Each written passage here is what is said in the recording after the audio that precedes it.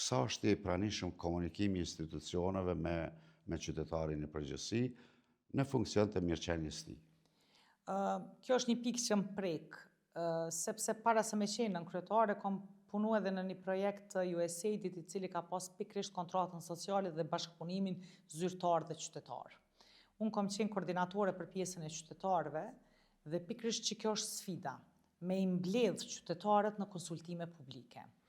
Për shembull, sot komuna sipas ligjit normalisht e publikon një konsultim publik, një dëgjim publik në të gjitha lokacionet. Për shembull, në muajin maj na kemi me fillu kornizën afatmesme buxhetore që shkojmë në për të gjithë fshatrat dhe në qytet. Njoftimi për dëgjimin publik del 2 javë më herët sipas ligjit dhe fatkeqësisht kur shkon në dëgjim publik i ki 5 qytetar, 7 qytetar, 10, 12 qytetar. Është përkeqardhje me u majt dëgjimi publik në park të qytetit Suarek edhe me qenë 20 qytetar. Në një qytet të madh, ku ka shumë banor, të cilët duhen me ardhur për interesat e tyre. Tash, a e kryen komuna obligimin e vet ligjor? Komuna e kryen obligimin e vet ligjor.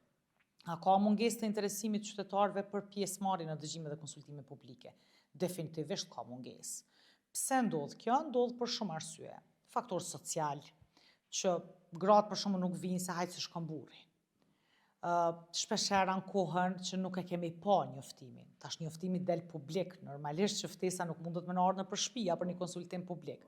Publikohet në Facebook të komunës, publikohet në web faqe të komunës dhe ne si qytetarë aktiv, kur dojmë marr pjesë për të mirën tonë të përgjithshme, ne duhemi me qenë të interesuar për t'i parë ato. Në fund të fundit, secili prej nesh jemi me telefona në dorë çdo ditë dhe aty publikohen ato. Por fatkeqësisht ka pjesëmarrje të ulët.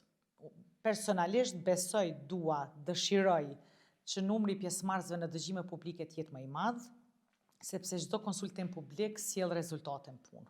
Çdo këshill, çdo kritik, çdo kërkesë e qytetarit regjistrohet, shkruhet, normalisht mbahet proces verbal dhe vazhdohet tutje. Kjo sjell mandej edhe një vendimarrje më të mirë, sepse qytetarët janë pjesë aktive mandej e vendimarrjes së vendimeve të komunës.